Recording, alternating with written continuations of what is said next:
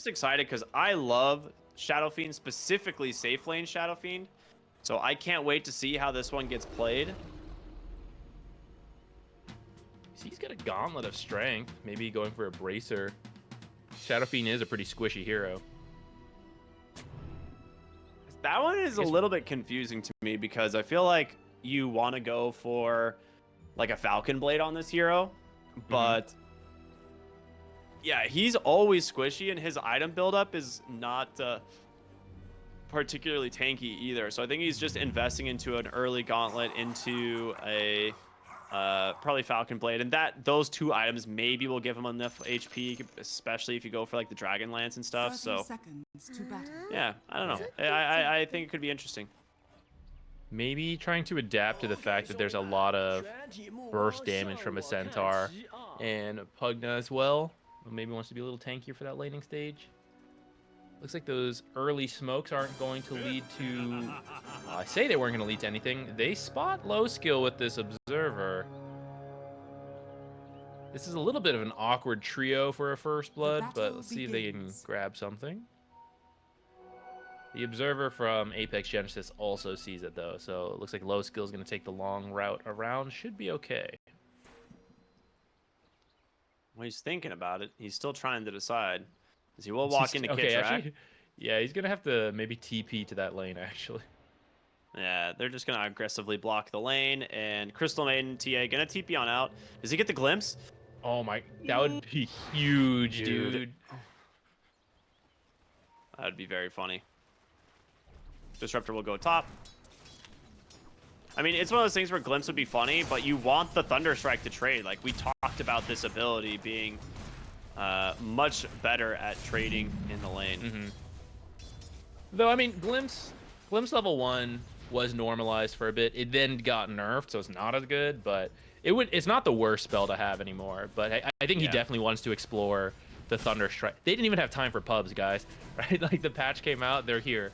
So this is the first time they're trying this. And it looks pretty good so far, I gotta say.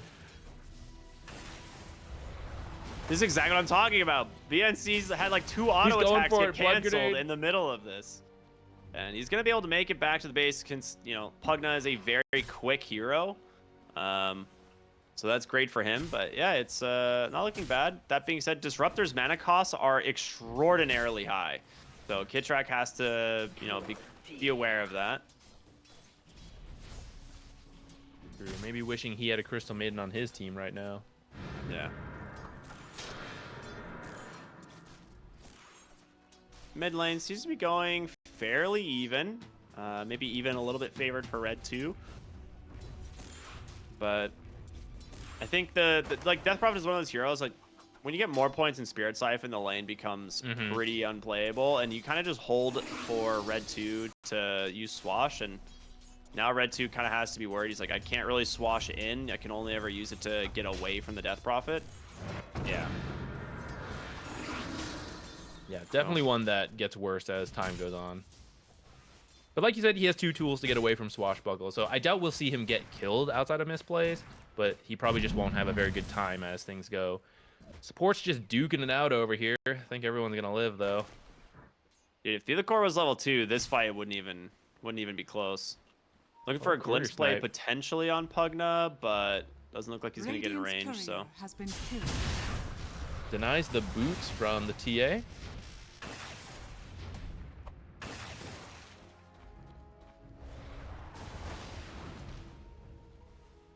Taking boots away from TA is pretty huge.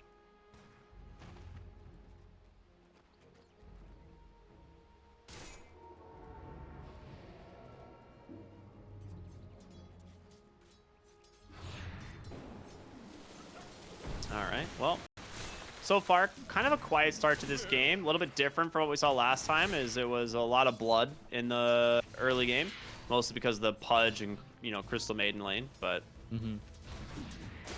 Yeah, much more peaceful, but I think it'll ramp up pretty quickly as, like, we see Death Prophet ult, and especially if Shopify Rebellion pick up a lot of steam. They got the heroes to just keep running it at you, right? The Glimpse, the X, they actually have both tools for this. It's very hard to get away from them.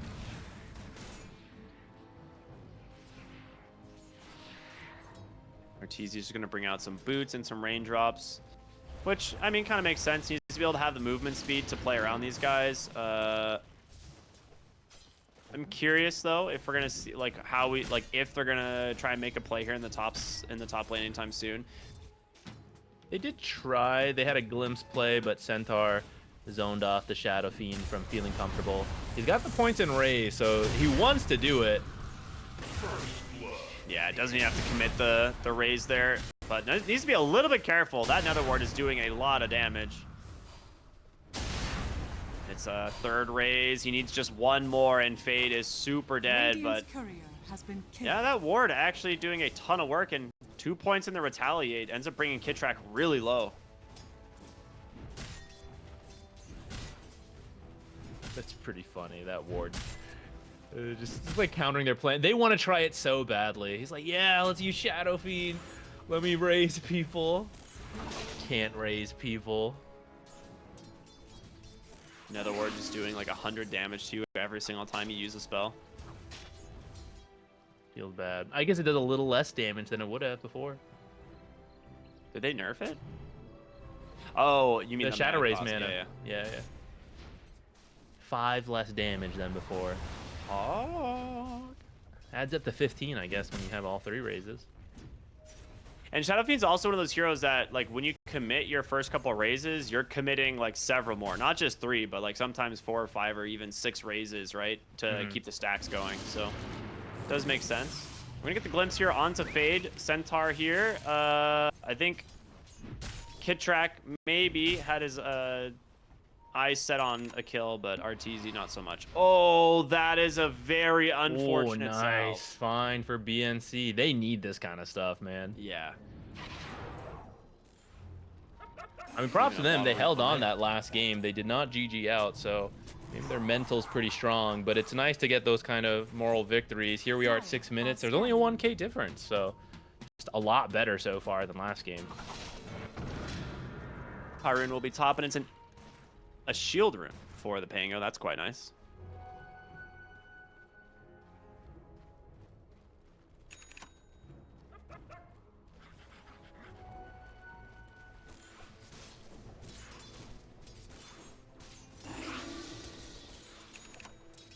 There haven't been as many kills, and by haven't been as many, I mean there's only been 1.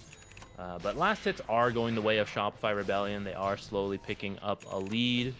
But they have to be a lot more careful than last game. Last game, they were kind of, you know, running into the enemy's half the map, doing whatever. This time, they're maybe going to find low skill at low health. Yeah, he doesn't even have to commit the boat. He just, like, walks up and is just finds the TA there. Still has the boat. Yopaj making the rotation down here with the catapult. So this should just be an easy tower for them to take. Meanwhile, top? Okay, no, they're not making a play there. It's just for the Wisdom Runes he TP'd back for. Yeah, so this will be a really easy tower for them in the bottom side, and they'll take some chip damage mid. They'll want to come back for this because BNC obviously making the rotation on the Pugna. Needs to be careful, though, as there is going to be a glimpse available. Now pull him right into the range here of the Death Prophet, and there's no chance you're getting out of that one. So a little bit of a punish there coming out from Shopify. Punka's going to immediately TP top after finishing that tower. Look for a kill because he still has boat. Manages to grab Fade. He's finally ready to raise. Here it is. Oh. Yeah, I mean, triple raise should be more than enough. And it is. Yamsun reveals himself around the Crystal Maiden and now actually has to be very careful going for the TP out. The Requiem not in time, but guess what is? It's the Disruptor Glimpse. Oh, man. Wow, Kittrack, I did not see him coming in. I didn't at all either. That's so sad for Crystal Maiden. She thought she was good. She's like, oh, Shadow Fiend ult baited. It was worth it. Nice little solo kill here for Red 2. Amplify damage rune plus a shield rune. Couldn't really ask for more than that.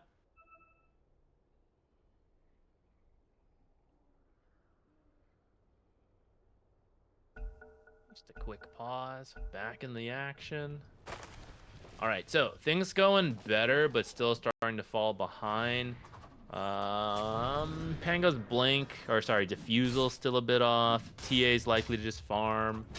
So, I mean, it's still kind of the same. They still have to make plays around the same 4 heroes as last game, letting the carry farm, but it's a bit awkward, like what they have. It's not great. Like, Stampede is pretty countered by X and Glimpse if you try to just run in to make plays. Yeah, it really is. I'm looking at RTZ's build, and he's actually just opting to go straight for what looks like a Mask of Madness, so not going for the Falcon Blade, which this was the old carry Shadow Fiend build for a while. Like, a lot of times people were just going straight Mask of Madness into the Dragon Lance and then like BKB, and you just do a ton of damage. Like, Mask of Madness is incredibly valuable on this hero with the amount of damage he gets natively. They're going to bring a bunch of heroes to the top side. There's going to be a good Stampede. The Rolling Thunder there as well. They've got the heroes. Yopaj coming in as well. Pops the edge, but he's tanky on the Shadow Fiend, absorbing a lot of damage to start this one off. They do manage to finish the job as Yopaj is trying to chase down Fade, but does he get him? He's getting incredibly low. Will be able to do the job as Red 2 and BNC survive for now. So a 1-for-1 trade carry for mid laner, as now Saberlight is on the run. Red 2 comes in, but no way to cancel the TP. Radiant's top tower is under attack. Still a very nice kill for Red 2. That's going to get him fairly close to his defusal. He'll be able to pick it up probably in the next minute, and that'll help them out a lot. Oh yeah, that's a rough one for the Crystal Nade in mid. Was about to go show herself to contest a rune, ends up dying. However, it does allow Red 2 to pick up another bottled power rune. I think he has gotten every single one of them this game, so great for the Pango. Unfortunate, obviously, for Yopaj, who, you know, maybe fortunate in other ways, is he's found a giant stack in the enemy jungle to clear.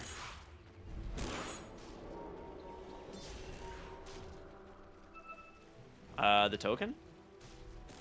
The token. Get it, Kid Track. All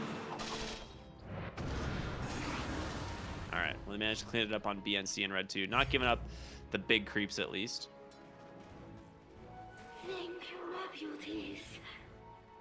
I mean, much better game so far from Apex Genesis, right? Yeah, and that defusal is getting really close. Hopefully they can find some plays with it. I guess we'll see how bad the nerf hits. If you know, Pango will end up dropping off, but doesn't seem like it if history has taught us anything. I mean, you hit this guy with relatively small nerfs, it just does not seem to go, but 4 to 3 strikes is a pretty interesting change. Maybe we'll finally see something different.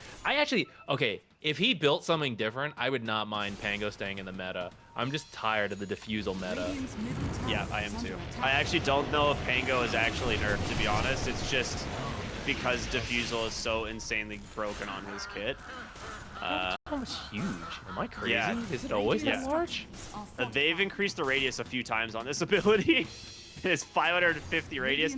Also helped by the cosmetic, where it's not as transparent, I think. But yeah, so. 7.35, 50 more radius on the ult. So I guess he's been out of the meta. I guess I just haven't seen it. Yeah, Yamson getting ran down, as well as BNC. He's going to be able to take an Arcane Rune, but both supports will end up dying.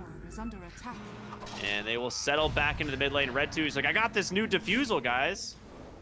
But looks like they're just going to walk away. They don't really seem to care all that much. You know, this is the part where Glimpse on Disruptor starts to feel very oppressive. We've seen him be involved in making several of these plays. It started off very quiet, but suddenly we've jumped up to a 6K difference at 12 minutes and 30 seconds. It's kind of what I meant by earlier. Like, once you get going, you have the tools to just go, go, go. Just keep glimpsing people back, X marks them, prevent them from getting away. We'll see if they can find a fight, because it's still salvageable at this point if they manage to get a couple kills on Apex Genesis. Dire's middle tower is under attack. Smoke up. I think this is scanned right away, though. That's rough. In fact, nearly pops it, but doesn't manage to. And instead, they're like, guys, if they're going anywhere, it's to get RTZ. So we'll smoke, head in his general direction as well. The smoke's going to break. Nice little check here from Jens onto the high ground, but there's going to be another static storm holding Red 2 in place. The fear, it catches him. No, a glimpse pulls him back in for another torrent. And guess what? Saberlight he's going to help finish off the Crystal Maiden as well. So Stampede down, great rotation in from Shopify, and it just, like you said, really good read. The glimpse, or the scan hits at the perfect time. Yeah, I will say that was a lot of damage to the Death Prophet. I thought, maybe they could get something, but couldn't stop her from starting that Spirit Siphon, and they just run around. BNC gonna live a little with his ult. Man, that's a long-range Tidebringer. Yeah. Level 4 Tidebringer's range is pretty wild. Yeah. Invisibility. Dire's bottom tower is under attack. Do you think, I'm just cooking here a little bit, so Pango, each individual one now does more damage. What about an Ags rush? Is that crazy? Because the Ags is technically better now with the 2 hits it has. Maybe. Kitrak will find death there thanks to Red 2's Pango. Really good play from Yamsun with that freezing field, just zoning off those 2 heroes, protecting that Centaur. Yeah, I mean, the Ags doesn't change, right? So maybe it's just way stronger. It's hard to say. That's what I mean. It's like, I don't actually feel like Pango was nerfed at all. Yeah, Swashbuckle, I guess, does 3 instances instead of 4, and it nerfs just the diffusal aspect in terms of mana burn, but it does more damage. Yeah. The Ags does like 70 more damage per hit now, or per double hit, I guess. Yeah. Maybe. It'll make Basher less oppressive on this hero too. I think those are the 2 main ones. Maelstrom sometimes bot, not so much. Fight going on over here. And the boat not on the mark, but they do have a Stampede to get them to safety. They're trying to escape here on the Pango, but there's just, like you said, too many avenues to just pull them back in. BNC gets the deny at least on the life drain, but Red 2, too many auto attacks, will end up dying to Yopaj. Meanwhile, bottom, Arteezy's the one getting ganked. Gets a nice Requiem off on the run now, but he's going to walk right into a trap from the TA. And it's only a matter of time to blink out from Faye. They're going to give this one on over to low skill. Nicely done. Got 1,000 gold for the team. Very much needed. Looking for low skill, though. That's the Deso. We've seen this so many times. It's like Yopaj goes in, they force them to try and run away, and then it's just an immediate glimpse back with the Disruptor. They've been playing this really strong. Death Prophet needs to be a little bit careful as Red 2's coming through. So is Fade looking for the stop. Actually misses thanks to the tree pathing. That's unfortunate. And honestly, Yopaj, he's just going to stand on this Pugna. What can you do, man? Exorcism is so dang strong. Sucked the Pugna. Yeah. I guess there's always been a question of, who has the most powerful suck, but today definitely for sure is not Pugna. In a way.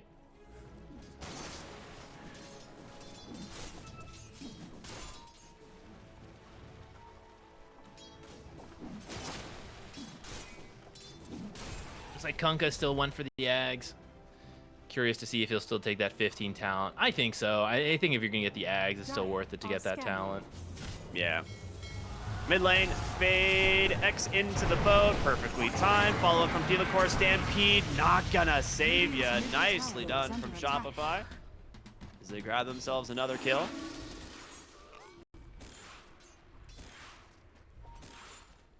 Where's the Arteezy check? What has he been up to? Almost to a BKB. I mean, that's definitely gonna help. Yeah, I imagine with that BKB, they'll just start running at buildings. Maybe they'll get Roshan. Gosh, Delacor has an Atos. What in the world? All right, well, more ways of rooting down the enemy team. Kitrak will watch. Oh, so close for a glimpse. Wow, I feel like he actually should have seen that. Yeah, I think he might have. Maybe he just wasn't ready. Didn't expect it to be right there.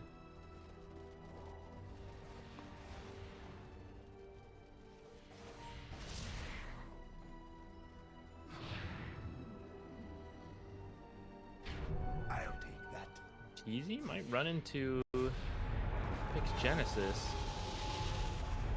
He at least read the gank this time fairly well. Like, saw the kind of shenanigans that was going on top and was like, okay, there's some heroes missing. I think they're coming bottom. They have some good wards placed as well, so a little bit safer for him to farm down here. They do smoke up, and they're going to head towards the triangle. Kitrak and Yopaj. Yeah, I mean, Kitrak and Yopaj have been walking around hand in hand, dude. They're a hard team to kill. That's true.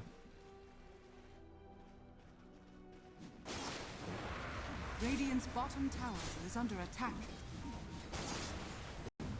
And she's got a haste rune too on the Death Prophet. She's literally just gonna run at Yamson. Radiant structures are fortified. Taking the dog for a walk. Not looking good here for the Crystal Maiden. Sad end for the dog.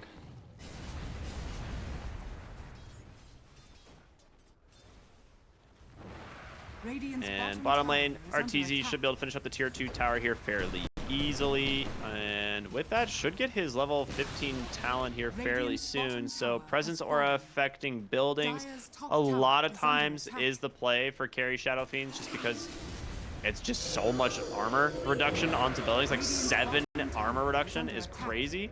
Synergizes really well with the Death Prophet like we talked about early on, and they're going to put this to use immediately. So first fortification comes out, but yeah.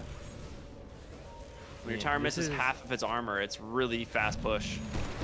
Yeah, he's got BKB. It's really tough to push into him. He's cutting the wave. That is a glimpse. BNC gets pulled right back to clean up the Nether Ward. He's trying his best to life drain through this one, but it's just way too much damage. Low skill on the backside, has a blink, but I think they see him. And they know something's up. He's going to run in, has to blink to safety. The exorcism is expiring. Lives. Of course, you do have a BKB here on Shadowfiend. He's going to zone out the rest of them.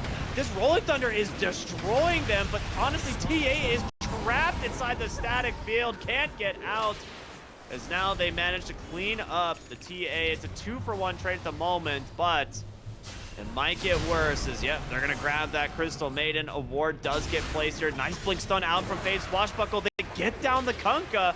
It's a nice find, but Fade not gonna be able to make it out of here. This Shadow Fiend does a lot of damage. There's another wave coming. They do not want to give up this Rax push.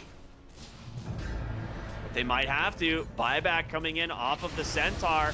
Did you manage to stop his blink? But he gets the stomp. The Swashbuckle on in, and RTZ's gonna go down. Yopaj, he's got no life drains left. However, you can TP out. Fade's already used the stomp. No Rolling Thunder. They make it to safety. That was how many buybacks? Just Centaurs. Super worth a little bit of a costly hold, but I think they do end up ahead because of how far they are behind. They end up with a decent chunk of money for that. I mean, RTZ was worth like 1,100 gold, 1,200 gold almost. Yeah. So pretty value. And then on top of it, they saved the barracks, which was certainly going to die if, you know, Centaur doesn't come back. Like, they would have lost the melee barracks, I think, for sure. Oh, Yopaj, bottom lane. Isolated for the moment, but they've got their eyes set on Kitrak. So a really nice find from the Templar Assassin. They'll know about that ward now. Stampede coming through as they're looking for the Death Prophet. And honestly, a series of really big kills here for Apex if they can finish him off. And it doesn't look like they can stop him. Now it's going to be Saberlight on the run. Throws a defensive Torrent Storm, and he will make it to safety. I mean, that's Roshan now for the side of the Radiant. Wow, that jumped down the net worth difference so quickly, actually.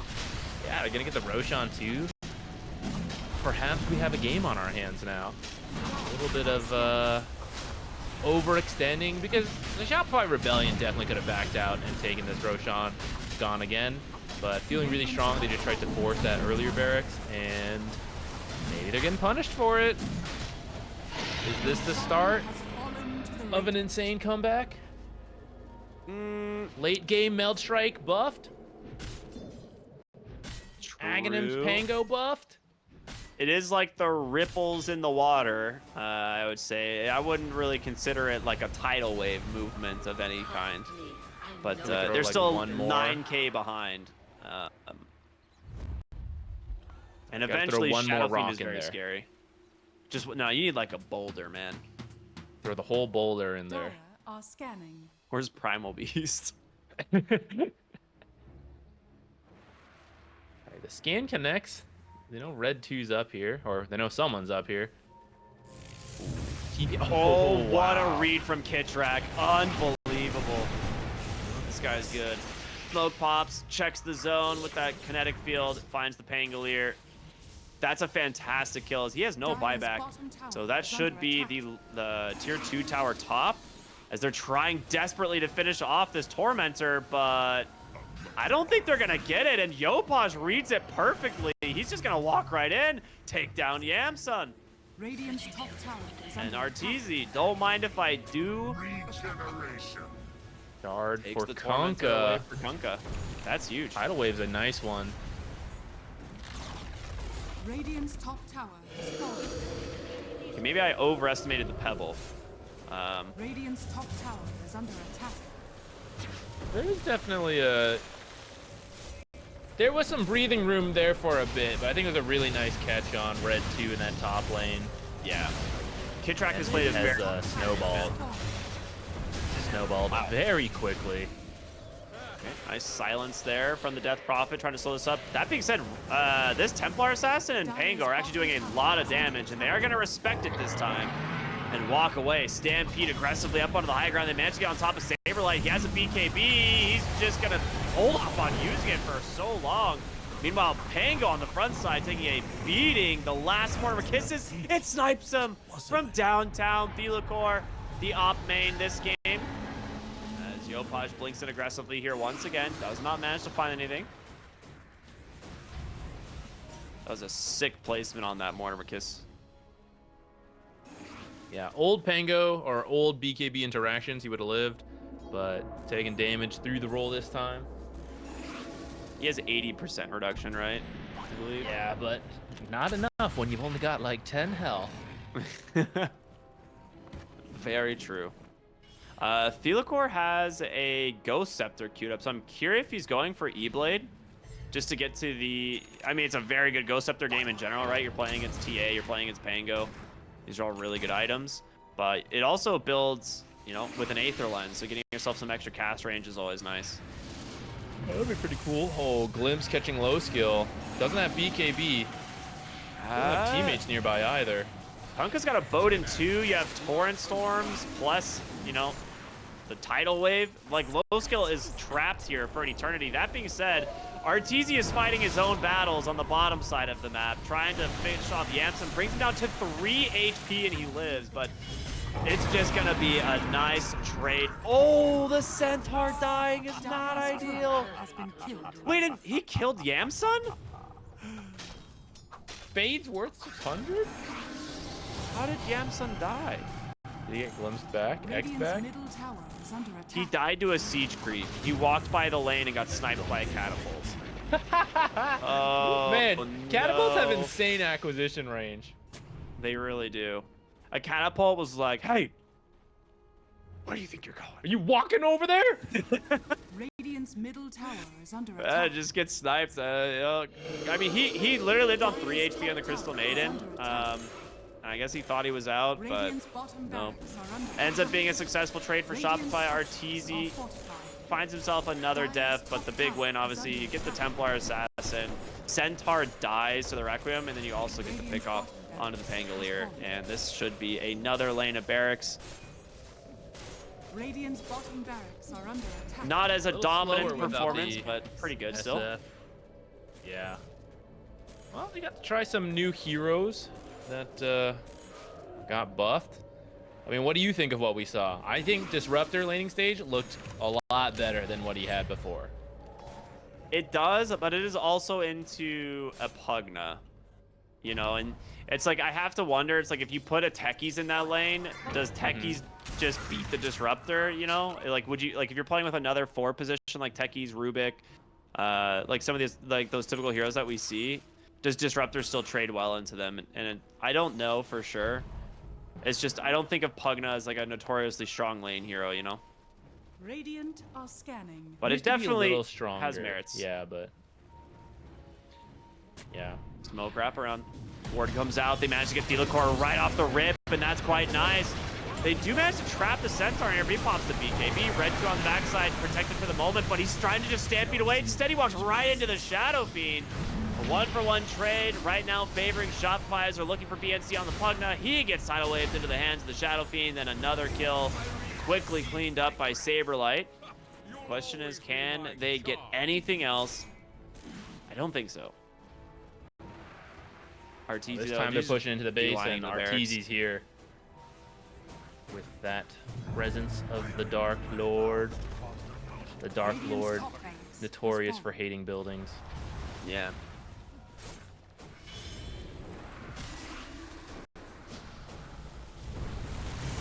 Well, need to be a little bit careful here. He is baiting. He's got his BKB to play with. As Fade comes in aggressively, Glimmer Cape almost saves him, but not quite enough. As Low Skill now jumps in aggressively, but there's the BKB in the turnaround, though. He realizes Low Skill, you can't fight into 5 heroes alone. Oh, no. Yeah, he's kind of got to try that kind of stuff, because, I mean, we're getting to the end, right? If you don't start finding some big kills, that's it. So it was going to be a tough kill there, but, you know, maybe Arteezy's hand was off the keyboard, scratching his face, you know, a bit, and you hit him with 2 hits, kill him. Unfortunately, not the case. Yopaj managed to stay on top of the Pugna here with that gem, but Pugna a little bit annoying to deal with. Got a Glimmer Cape, has Decrep and stuff like that, so a lot of the exo damage doesn't hit. Red 2 on the backside managed to come in, does get on top of the Disruptor, but needs to be careful. As that physical damage from the Shadow Fiend is going to do a ton, and here comes the Requiem trying to zone out the heroes. No, he ends up canceling it. Red 2 does get out. No, he dies to Kid Track on the Thunder Strike. And now Requiem's coming through. The Fear, the Kinetic Field, the Static Storm, all the trap Fade in place. So another core goes down. You're going to have TA joining the fight here in a moment. As a Freezing Field will slow up Saberlight. A Decrep trying to buy him some space, but Arteezy just goes and hits him with the double raise. He's got himself a Satanic to boot, so if he wants to turn, he can. But forward hero's dead. It is once again going to be a solo mission here for Low Skill. He was trying to go for a Sideblade proc. Waiting for BKB. He has a BKB. Looking to use it, will be forced to, as Cookie comes forward. Saberlight's like, bro, I do not want to go on that fountain.